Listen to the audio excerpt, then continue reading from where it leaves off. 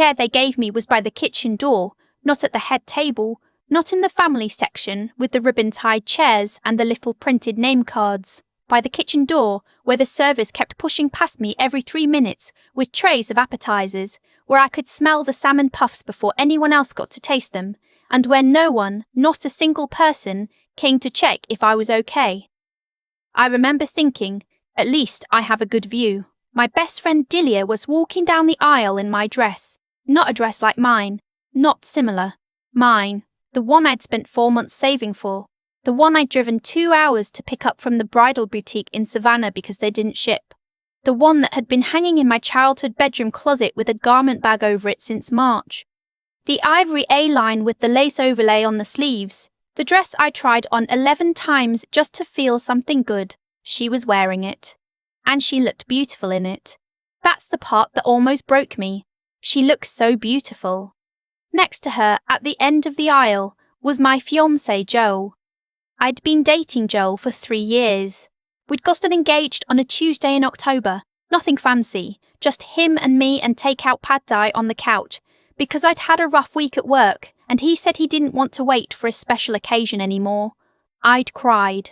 The good kind of crying. I kept the take-out container for 6 months after, because I'm like that about certain things. Now he was standing at the altar in his navy suit, the one we'd picked out together at Men's Warehouse, watching Delia come toward him like she was the answer to something. I should tell you how I got to that chair. Delia and I had been friends since we were 19, college roommates at Georgia State, then post-college roommates in the 2-bedroom in East Atlanta until we were 25.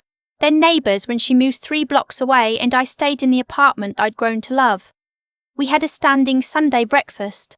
We texted each other photos of weird things we saw on the street. She was in the room when I got the call that I passed my CPA exam. I was the one who drove her to the ER at 2 in the morning when she thought she was having a heart attack, and it turned out to be a panic attack. We knew each other the way you only know someone after years of small, ordinary moments stacked on top of each other. She was my maid of honour. When Joel and I got engaged, she cried harder than I did. She pulled me into a hug outside the restaurant where we'd met for lunch, and she said into my hair, "You deserve this so much. You have no idea how much you deserve this." I believed her. I had no reason not to.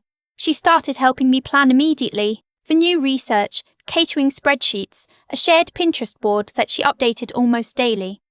She came with me to the bridal boutique in Savannah. She was the one who saw the ivory lace dress and said, "That's it.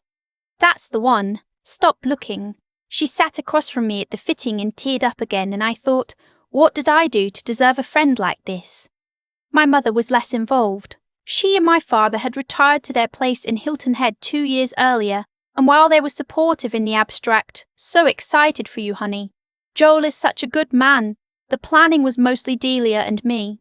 I didn't mind. I've always been close to my parents, in the low-maintenance way where you don't need to talk every day to know you're loved. I thought that was what we had. I found out later that my mother had been calling Delia almost every week. Not about the wedding, about Joel. The thing about finding out your life has been rearranged without your knowledge is that you can usually trace it back to one small moment you dismissed at the time. Mine was a Tuesday in late January. I came home from work to find Delia sitting at my kitchen table with a glass of wine she'd poured from my refrigerator, which wasn't unusual because she had a key and we were those kinds of friends. What was unusual was the way she looked up when I walked in. Something moved across her face. Not guilt exactly, more like someone caught mid-thought who needed a second to rearrange. "Hey," she said. "Long day?" I dropped my bag on the counter. The Hendricks account is a nightmare. I'm going to be doing corrective filings until March. That's awful. She poured me a glass. "Sit down." We talked about my work for a while. Then about a show she was watching. Then she said casually, the way you say things when they're not casual at all. "You know, I was thinking, have you considered a longer engagement? Like maybe push the date back a little. Give yourself more breathing room." I looked at her. "We've already put the deposit down on the venue." I know, it's just you seem stressed." "I'm always stressed. That's not a reason to postpone my wedding." She smiled and said, "You're right." Forget I said anything. And I did. I forgot she said anything. I was good at that, at deciding not to look too closely at things that made me uncomfortable. My therapist would later call it conflict avoidance rooted in early family dynamics and charge me $150 to say it, but the effect was the same either way. I let it go. 3 weeks later, I was in my parents' house in Hilton Head for the weekend, helping my mother organise the garage. I wasn't snooping. I want to be clear about that. I was looking for a box of old tax documents my father needed, and I opened what I thought was the right shelf, and there was my wedding dress. Not a box with the dress. The dress hanging there in the garment bag I recognised. The one from the boutique with the little satin ribbon pull. I stood in the garage for a long time. Then I went inside and I asked my mother, very calmly, why my wedding dress was in her garage. She said Delia had dropped it off. Said she was worried it would get damaged at my apartment. Said she wanted to keep it somewhere safe until the wedding. My mother had thought Delia told me. Delia had apparently thought my mother would tell me. That was the story. I called Delia on the drive home. She apologised, said she'd meant to tell me, said she'd be meaning to move it back, said it was just temporary. It all sounded reasonable. I was tired. I said okay. 2 months later, I got a call from the venue telling me there had been a change to the reservation and they needed to confirm the new date with me directly, and could I call them back when I had a moment? I pulled off the road. The new date was 6 weeks earlier than our original date. The name on the reservation was still mine, but the contact information had been updated to Delia's cell phone number. I called Joel first. He didn't pick up. I called 3 times and on the third I left a voicemail that I tried to keep steady. Hey, it's me. Can you call me when you get this? Something weird just came up about the wedding. I love you. He didn't call back that night. I drove to my parents' house instead of going home. I don't fully know why. Some instinct. My mother was in the kitchen when I arrived, and she looked at me the way you look at someone when you've been expecting them and dreading it at the same time. I need you to tell me what's going on, I said. She sat down. My father came in from the living room, and he sat down too, and neither of them looked at each other, which is to tell people who have nothing to hide look at each other when things get tense, to check in, to confirm. They both just looked at me. My mother said, Delia loves Joel, and Joel. She stopped. She folded her hands. We thought it would be better if it came from us. The kitchen was very quiet for a very long time. How long? I said. A few months. How long did you know? Another pause. How long did you know? Another pause. Since November. November. I thought about November. I thought about Thanksgiving in this very house, Delia at the table because she didn't have family nearby and she always spent Thanksgiving with us. Joel next to me with his hand on my knee, my mother's good china, the pumpkin pie she makes from scratch. I had a good time at Thanksgiving. I remembered thinking, driving home, that I was a lucky person. We thought, my father started, and I held up my hand. Don't, I said. I drove home. I sat in my car in the parking garage of my apartment building for 45 minutes. Then I went upstairs, poured a glass of water, and I started making a list. That's what I do. When everything falls apart, I make lists. It's not coping, exactly. It's just motion. Moving the hand so the brain doesn't have to process everything at once. The list was, call the venue, call the florist, call the caterer, find a new place to live, tell no one at work, call your health insurance, change the passwords. I did not cry that night. That came later. I want to explain something, because people always ask, why did you go to the wedding? Partly because I didn't find out until the morning of. That's the truth. Joel had been staying at a friend's place, and I'd thought it was because things were tense between us, and I was giving him space the way I always gave everyone space, because that's what I did. I found out when my cousin tagged me in an Instagram photo. A photo from outside the venue, my venue, the Whitmore Estate out in Noonan, Georgia, the one with the big oak trees at the entrance, and in the photo was Delia in a white dress. In my dress, I know how it sounds. I know the reasonable thing would have been to stay home. But I had been a guest at my own life for the past 4 months without knowing it, and I needed to see it with my own eyes. I needed to confirm that this was real and not something I was constructing from anxiety and circumstance. So I got in my car and I drove to Noonan. I didn't walk in crying. I didn't make a scene. I found a seat in the back. By the kitchen door it turned out, which felt appropriate, and I watched. The ceremony was 22 minutes long. Joel cried a little at the altar. He used to cry at the airport when we pick up his sister from a long trip. It was one of the things I loved about him, that he cried easily. I watched him cry for Delia and I thought, I taught him it was safe to cry. She gets to keep that. I left before the reception. I sat in my car in the parking lot and I looked at my hands on the steering wheel for a while. Then I drove home. I called my therapist from the highway and left a message. I ate a bowl of cereal for dinner because it was all I could manage. I went to sleep. The next morning, I got up and I went to work. Here's what no one tells you about starting over at 31. It is, in some ways, more manageable than you expect, because the expectation was so catastrophic that reality, however hard, is slightly less bad than the thing you imagined in the dark at 3 a.m. I found a new apartment, a one-bedroom in Decatur I actually liked better, with original hardwood floors and a small deck where I could sit in the mornings. I'd been paying half the rent on a place I didn't love for 3 years because Joe liked the neighborhood. The new place was mine in a way nothing had been mine in a long time. I went back to therapy twice a week for 4 months. My therapist, Dr. Okafor, is a small, precise woman who does not let you get away with anything. She helped me understand that what I was experiencing wasn't just grief over a relationship. It was grief over an identity. The person who trusts freely, who gives people the benefit of the doubt, who lets things go because conflict feels too costly. That person had not served me well. I had to figure out what the new version looked like. I stopped being available. Not dramatically, not with a speech. I just stopped returning certain calls. My mother texted periodically and I responded briefly and warmly and gave nothing real. My father tried calling a few times. I picked up once, let him apologize, said I appreciated it, and kept the call to 4 minutes. I was not cruel. I was simply no longer fluent in the language of pretending things were fine. At work, I threw myself into a new client, a mid-sized, family-owned manufacturing company in Marietta that had been hemorrhaging money in ways that weren't immediately obvious. I had 6 months of banked frustration and redirected focus, and I untangled their books completely, found the problem, fixed it, and saved them close to $400,000 over the following fiscal year. My manager put me up for a promotion I'd been passed over for twice before. This time I got it. I started saying yes to things I would normally decline. A work colleague's birthday in Buckhead on a Thursday night.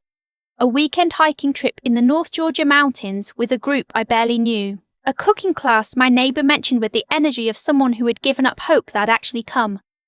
I went to the cooking class. That's where I met Elliot. Elliot was not what I expected, which is probably why I liked him immediately. He was wearing an apron that said Groll Sergeant, and he was taking notes in a small notebook while the instructor demonstrated knife technique, as if this were a professional development seminar and not a Wednesday night pasta class in a converted kitchen in Virginia Highland. I asked him about the notebook. He said he cooked badly and he was trying to fix it systematically. That's a very earnest approach, I said. I found that earnest approaches work, he said. He found that earnest approaches work, he said. Eventually. He was methodical, I learned. He was also funny, but in the quiet way that takes you by surprise, not trying to be funny, just saying the true thing that happened to be funny. He ran a mid-sized commercial real estate firm he'd built from the ground up in his late 20s. He had a yellow lab named Howard, who, based on the frequency with which he mentioned Howard, was clearly the great love of his life. We traded numbers after class because I was making creamy fettuccine for dinner and he was making charred, unrecognizable disaster, and we'd established a rhythm of commenting on each other's disasters that made it feel natural. He texted me a photo of the pasta from home. It looked good, actually. I said so. He said I had a good teacher. We went to dinner the following weekend. Not a fancy dinner. A neighborhood Italian place in Inman Park where we sat for 3 hours, and the waiter stopped refilling our water glasses out of spite, I think, because we were taking up the table. We talked about work, and then we talked about things that weren't work, and at some point I told him more than I meant to about the previous year, not the whole story, just the outline, and he listened in that complete way that some people have, where you can feel that they're actually processing what you're saying rather than waiting to speak. He said, "It sounds like you spent a long time accommodating people who didn't accommodate you back." I said, "I'm working on that." He said, "I can tell, we dated for 1.5 years before he proposed." He did it on the deck of my apartment in Decatur. My apartment, the one with the hardwood floors, on a Sunday morning with bad coffee and Howard sitting between us with the rings looped over 2 fingers of his paw, which Elliot had rigged with a little Velcro wrap that Howard had already partially chewed through. It was ridiculous. I laughed so hard, I cried, the good kind again. And I kept thinking, this is what it's supposed to feel like. Not the ring, not the occasion, the person. The ease of the person. I said yes. We got married 10 months later. Small wedding, 40 people, at a vineyard outside Delia in the North Georgia foothills in October when the leaves were turning. I wore a simple silk dress I ordered online and altered at a tailor in Little 5 Points for $60. I carried wildflowers. My parents were invited. I thought about it for a long time and ultimately decided yes, because Elliot said, "It's your day. If having them there feels right to you, they should be there. If it doesn't, they shouldn't. No opinion either way. Just, what do you want?" They came. They were quiet and appropriate, and my mother cried during the vows, and I didn't have anything to say about it. That chapter had been long enough. I was ready to stop living in it. About 3 weeks after the wedding, Elliot had a work event, a reception for a commercial development project, one of those semi-formal things where you make small talk with investors and local officials and eat canapes that are never quite enough to constitute dinner. I went with him. I wore the burgundy wrap dress I bought on sale at Anthropology, and Elliot told me I looked like someone who'd just figured everything out, which is the best compliment I've ever received. We were standing near the bar with a small group when I heard a voice I recognized. I turned. Delia was standing across the room. She looked good. She always looked good. She was wearing a blue sheath dress, and she had her hair up, and she was smiling at something someone next to her had said. And then she turned, the way you turn when you feel someone looking. And she saw me. The smile didn't leave her face right away. It did that thing where it stays but becomes a different kind of smile. Uncertain, recalculating. I felt Elliot's hand on my lower back, steady and unhurried. "You okay?" he said quietly. "Yes," I said. And I meant it. I didn't cross the room. I didn't go to her. I stayed exactly where I was in my burgundy dress, with my husband's hand at my back, and I held her gaze for just a moment, long enough to be intentional, not long enough to be a scene. Then I turned back to the conversation. I heard later, through someone we both used to know, that she'd asked about me. What I was doing, how things were, who I'd married. I don't know what they told her. I don't particularly mind. People ask me sometimes, close friends, the ones who know enough of the story, whether I think about what would have happened if I hadn't gone to that cooking class. If I'd gone home that Wednesday and made something from the freezer instead. If I'd never met Elliot, if the whole sequence hadn't unfolded exactly as it did. And here's what I tell them. I think about the version of myself who was sitting in that chair by the kitchen door, who watched her own life happen without her, who'd spent years practicing the particular skill of not making things worse, not pushing back, not asking the uncomfortable question, and had gotten so good at it that she'd made herself invisible. I don't think that person would have been happy with Joel, even without the betrayal. I think we'd have made decent life in the way that decent lives get made, habit and routine and affection that doesn't quite reach all the way down. I think I would have kept finding chairs by the kitchen door and telling myself the view was fine. The thing that happened to me was awful. I won't soften that. But the thing about losing a life you thought you had is that it forces the question, what kind of life do I actually want? I know the answer now. I'm sitting on the deck in Decatur on a Tuesday morning. Howard is asleep on my feet, which is technically not allowed and which neither Elliot nor I enforce. There's a mug of coffee I've let go slightly cold because I got distracted reading something on my phone. The leaves on the oak tree in the backyard are just starting to turn that first October yellow. Elliot is inside making breakfast. I can hear the pan, hear him talking to Howard through the open door, saying the dog's name in that gentle, questioning way he has, like he's genuinely curious what Howard thinks about things. I am not a person who got everything taken from her and then got everything back. That's not the story. The story is that I learned, slowly and at some cost, what I was willing to accept from the people in my life, and that the answer, once I found it, changed everything. I pick up my coffee. It's cold enough now to make me wince a little. It's still good. I used to think that being a good person meant absorbing whatever people handed you without complaint. That if you stayed quiet, stayed patient, stayed gracious, it would eventually matter. That the world kept some kind of running tab and at some point the balance would tip in your favour. What I know now is that it doesn't work that way. Not automatically. Not without you deciding at some point that your silence is a choice and not just a default. I made myself easy to take advantage of. I want to be honest about that. I left doors unlocked and called it trust. I explained away red flags and called it generosity. I sat in the chair by the kitchen door at my own wedding, the one I'd planned for 11 months, the one I'd saved for, the one I thought was mine, and I told myself I just needed to see it to believe it. What I was really doing was giving everyone one more chance to be the people I'd decided they were, instead of the people they'd shown me they were. Delia didn't betray me in a single moment. She made a series of small choices, over months, that I had the information to question and didn't. Joe didn't disappear overnight.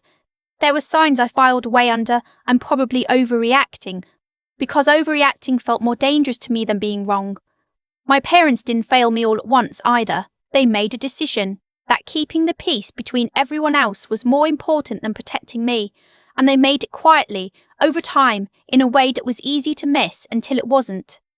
The thing about that kind of slow accumulation is that it teaches you something about your own standards, what you'll accept, what you'll explain, what you'll swallow to keep a version of things intact that stopped being real a long time ago.